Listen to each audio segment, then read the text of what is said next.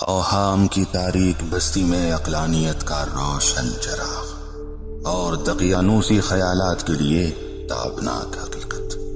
جی ہاں، خدیجہ بنت خویلد، ایک ایسی خاتون جس نے زمانے جاہلیت میں آنکھ تو کھولی مگر جاہلیت کے اندھیرے میں ایک لمحہ بھی گم نہ ہوئی۔ عرب کا وہ ماحول جہاں علم و عقل ایک ناپید شے تھی، آپ نے اس ماحول میں اس حکمت عملی سے زندگی گزاری کہ عقیلہ کہلائے، اور جہاں عورت نان جو کی مالک نہ ہوتی تھی وہاں ملیکۃ العرب بنی۔ عورت گھر کے کسی تاریک گوشے میں اپنی زندگی گزاری، اس کا سماج سے کوئی تعلق نہیں۔ اس قسم کے دقیانوسی خیال اور آزادی جیسے دور جدید کے نظریے آپ نے دونوں ہی پر خط بطلان کھینچا۔ آپ سماج و اقتصاد کا رکن رکین بنی، لیکن اس قدر عفت و پارسائی کے ساتھ کہ طاہرہ کہلائے۔ خدیجہ اپنے دور کی عالمہ، زاہدہ اور عابدہ تھیں، مگر آپ کے کمالات میں 4 چاند اس وقت لگے جب آپ مصطفیٰ کا انتخاب قرار پائے۔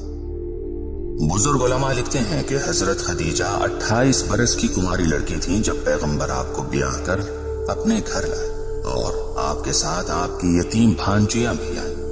مورخین و محققین اس بات کو سرے سے نکارتے ہیں کہ آپ کی پہلے کوئی شادی ہوئی ہے۔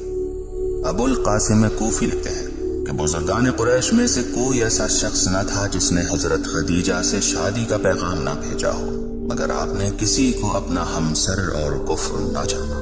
تو بھلا کیسے ممکن ہے کہ آپ نے بزرگان قریش کو ٹھکرا کر بنی تمیم کے ابو حالہ جیسے چرواہے سے شادی کی ہو؟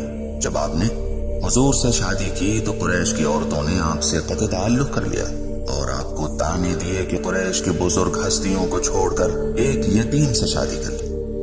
اب انصاف پسند لوگ ذرا سوچیں، یہ تانے دینے والی عورتیں اس وقت کہاں تھیں جب آپ کی کسی چرواہے سے شادی ہوئی؟ ظاہر ہے یہ ایسا جھوٹ ہے جو دشمنان اسلام کے کارخانے میں گڑھا گیا۔ حضرت خدیجہ کی تجارت کا یہ عالم تھا کہ قریش کے تمام تجارتی قافلوں کے برابر آپ کا بس ایک قافلہ ہوا کرتا تھا، لیکن آپ نے شادی کے بعد اہل مکہ کو گواہ بنا کر اپنا سارا مال پیغمبر اسلام کو ہدیہ کر دیا، اور حضور نے وہ سارا مال راہ اسلام اور بے نوا افراد کی مدد میں صرف کر ڈالا۔ اسی لیے پیغمبر فرمایا کرتے تھے، ماں کا دین اسلام کو صرف 2 چیزوں سے قیام ملا ہے، خدیجہ کا مال اور علی کی تلوار۔ حضرت خدیجہ سلام اللہ علیہا نے نہ صرف اپنا مال وجود اسلام کے لیے وقف کر دیا، بلکہ یہ پہلی اسلام لانے والی خاتون جو ملیکۃ العرب کے نام سے پہچانی جاتی تھی، صحرا کی چٹانوں میں زندگی گزارنے پر مجبور ہو گئی، اور کفار و مشرکین کی اذیتیں سہتے سہتے شیب ابی طالب کا محاصرہ ختم ہونے کے چند روز بعد انتقال کر گئی، کہ جس پر اللہ کے رسول ہمیشہ نوحہ فرمایا کرتے تھے، اینا مثل خدیجہ، اب بھلا خدیجہ جیسا کہاں۔